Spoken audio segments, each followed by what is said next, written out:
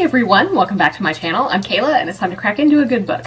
This is going to be another 10 recent reads wrap-up of books, novellas, graphic novels, number 31 through 40 that I read in July. So obviously July was pretty productive for me overall. This particular set, there's quite a few on the shorter end of things, but you know, whatever. So like always, we will move our way from the lowest rated to the highest rated. And we'll start with some 3 stars, and the first book I'll talk about today in this 3-star range is White Fragility by DiAngelo.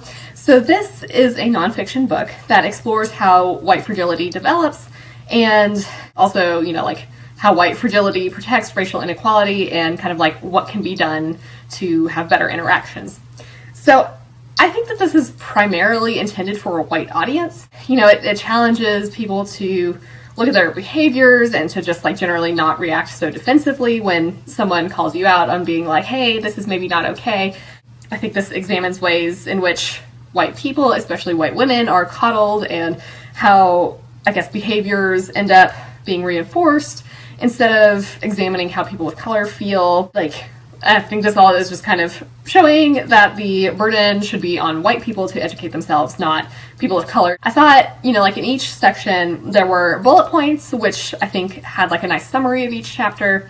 She had some actual examples that kind of like were pointing out what didn't go well in interactions. So I think like as far as books go on this subject matter, I think it was very readable. I do think it's kind of like entry level. So like, I mean, I think it's worth reading, but I think it's kind of like a jumping off point into kind of like getting yourself introduced to the topic and then, you know, moving on from there to read or, you know, like listen, whatever, watch other things that are maybe a little bit more in depth about like history and things like that. But I think like as far as like a primer, I guess, goes, this did a pretty good job. The other 3-star book that it's a graphic novel that I'll talk to you about today is Thor, Who Holds the Hammer. So this is the second book in this like 2014 run about a female Thor. We, in this, see more of how like Odin is super angry that he doesn't know who our new Thor is. We have Malekith trying to conquer worlds and form alliances. Our Thor must face the Destroyer. And then we have like Odin coming in conflict with like Freya and, you know, other people.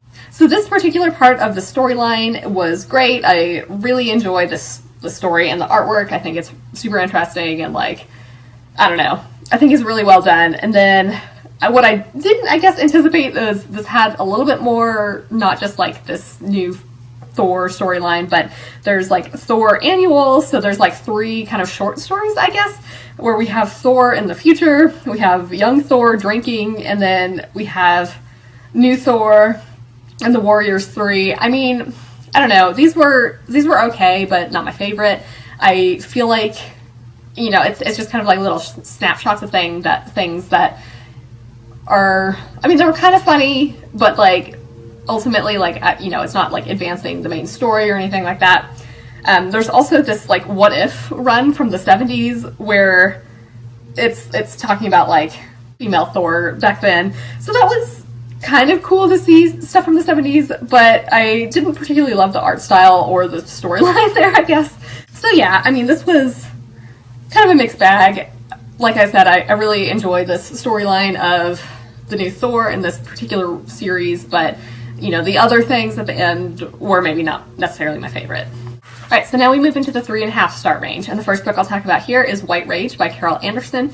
So this is kind of like a more historical nonfiction about opposition to Black progress throughout history in the U.S.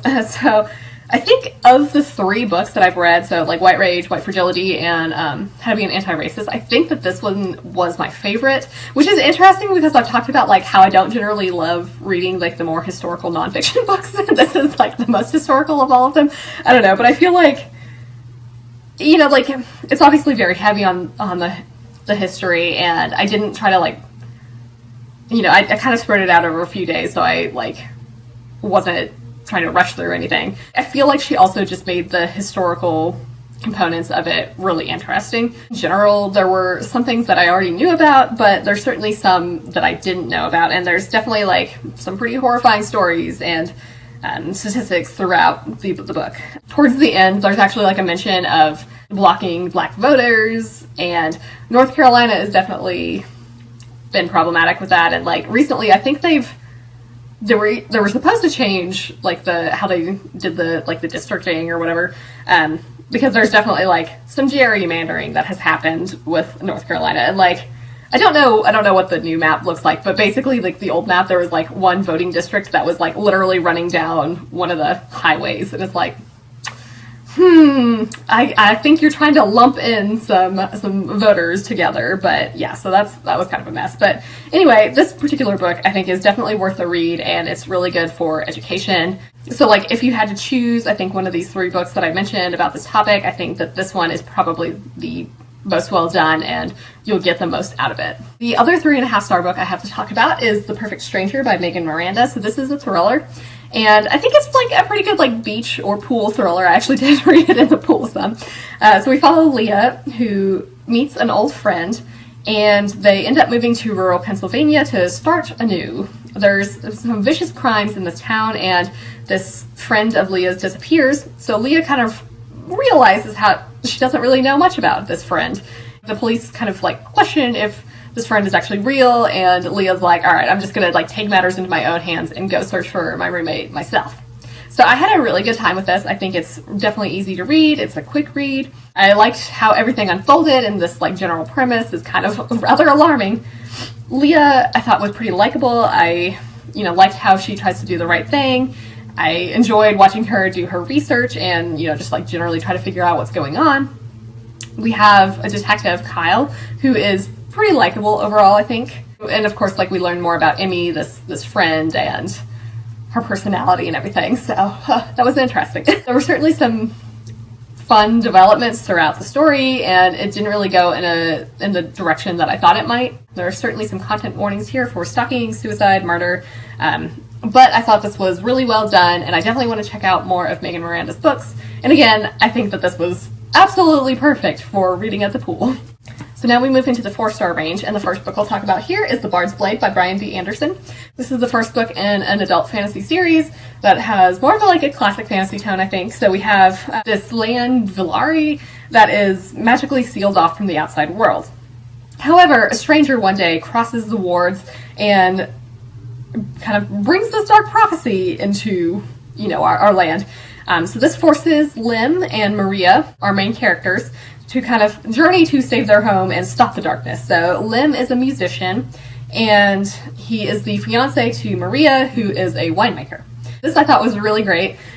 Like I mentioned how this has like the classic fantasy tone where you have it's like the farm boy going off to save the day. It's like a musician and a winemaker. They're venturing off on a quest. I feel like it also does more than just like these classic fantasy stories. There's certainly some interesting magic here, and things kind of went in a direction that I didn't anticipate. So that's definitely refreshing. I liked how we get to follow both Lim and Maria separately on their journeys.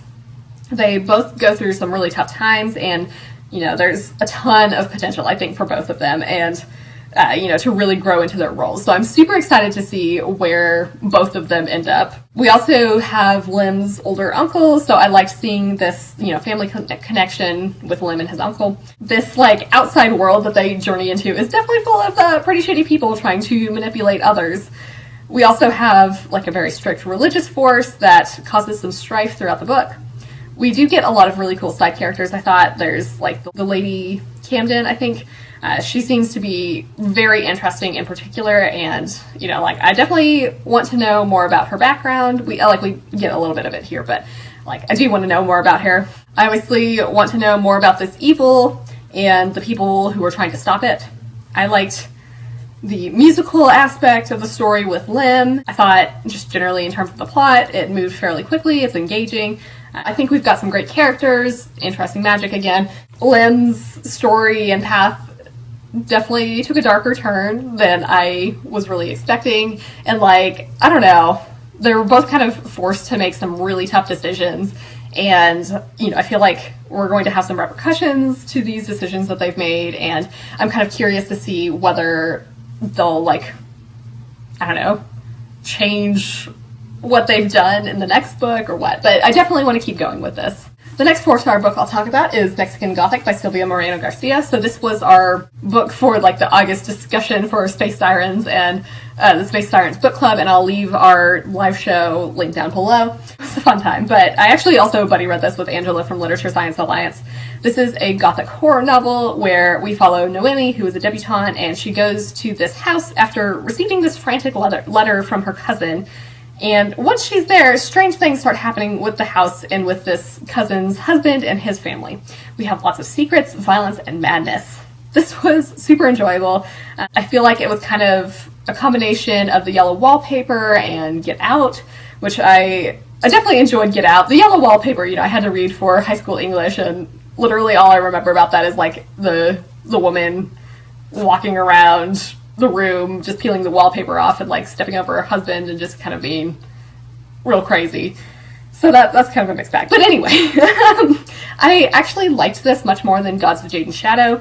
I feel like with Gods of Jade and Shadow, it was such a great idea, but like something along the way just like didn't quite click for me, and I don't know if it was like the ending or just the characters exactly or what. But I thought that this felt much stronger.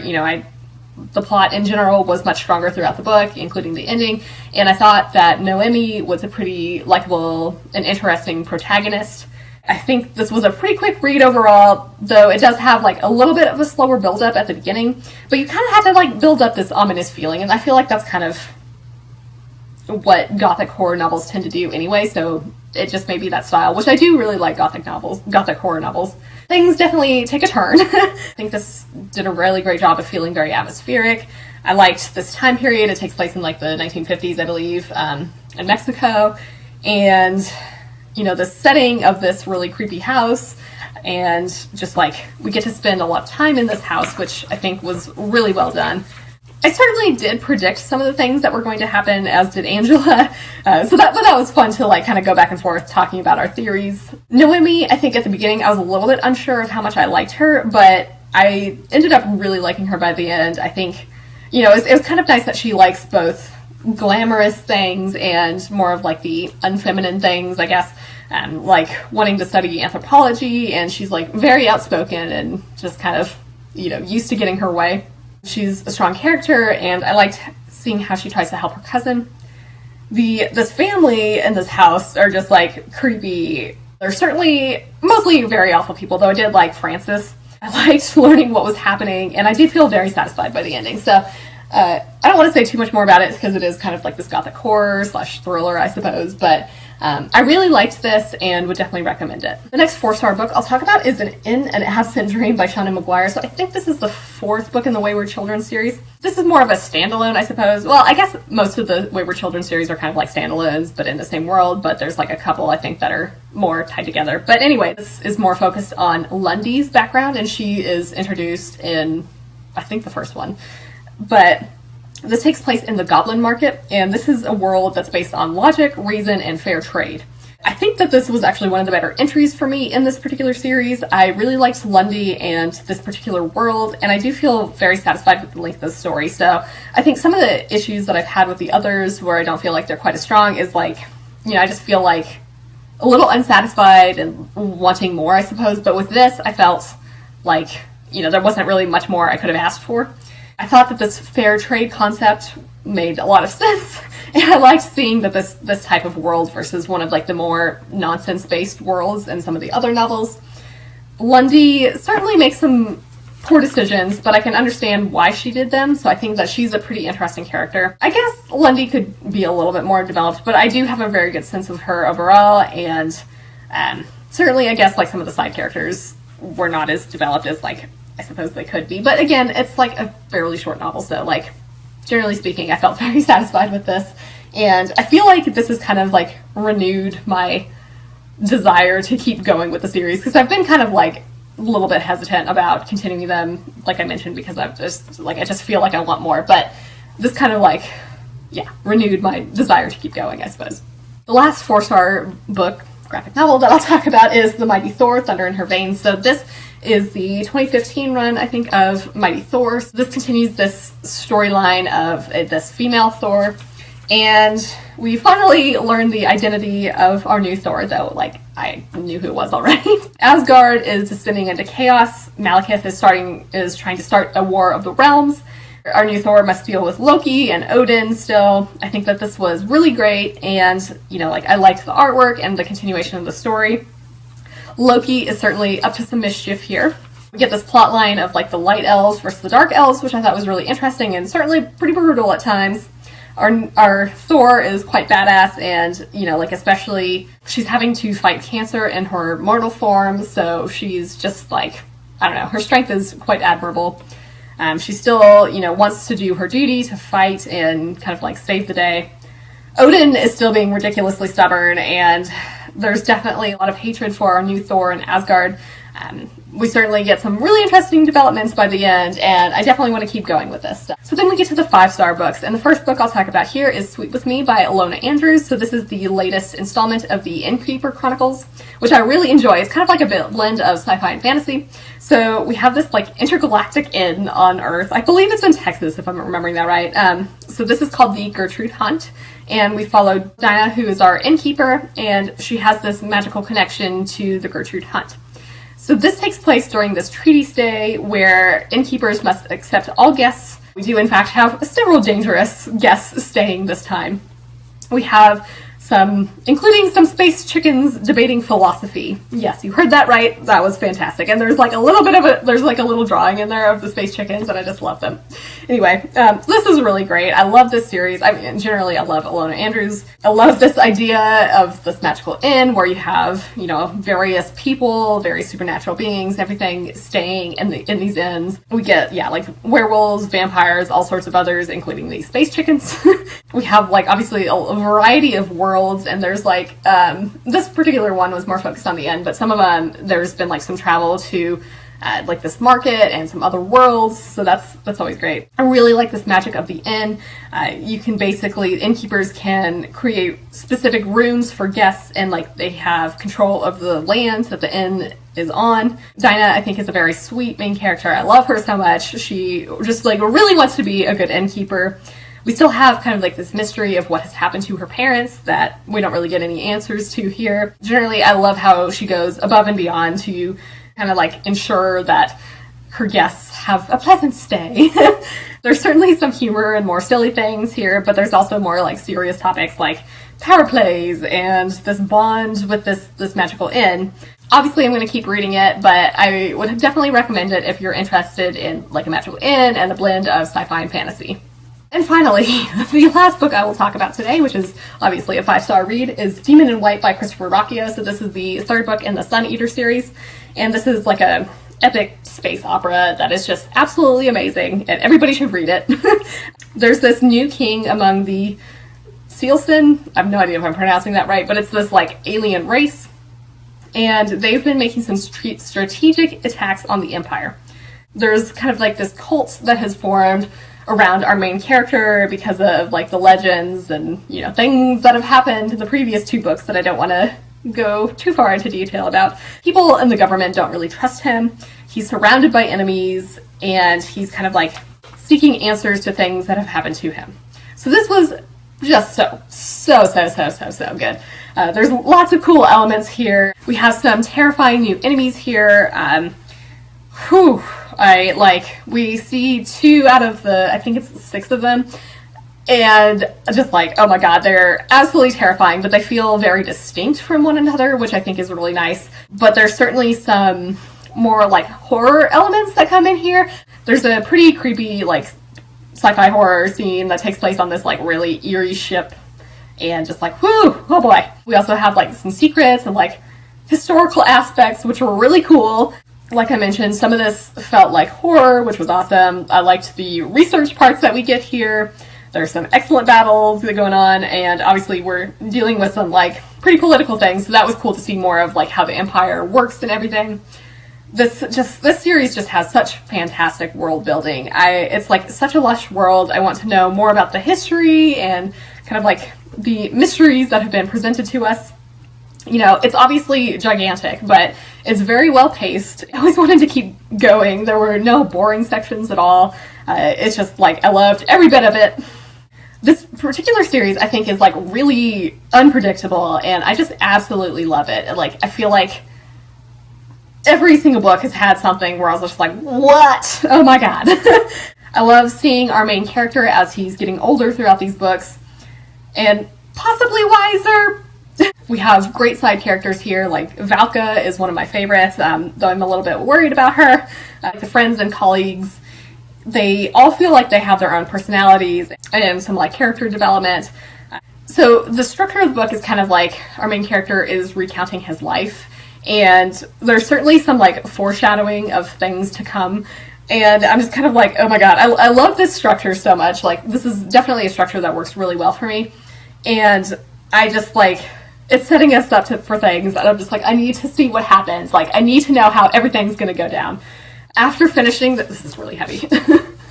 After finishing this book, I felt like I just had like this huge book hangover where I was like, I just can't jump into another sci-fi or fantasy book because, you know, it's just such a full, complete world, and I was like, I just feel like nothing is going to live up to this right now, so I had to jump into a thriller after this. But yeah, just absolutely fantastic series. I highly recommend this. So with that, those are the 10 books that I have to talk to you about today. Books 31 through 40 in July, yay! Let me know in the comments if you've read any of these books or think you might pick them up. And for your question of the day, let's just say, do you like these classic fantasy stories where we have people going on quests and things like that? I hope you're all having an excellent day and are reading something awesome. If you enjoyed this video, feel free to give it a big thumbs up, as that will certainly help me out. But with that, I think I'm going to wrap it up here and see you in the next one.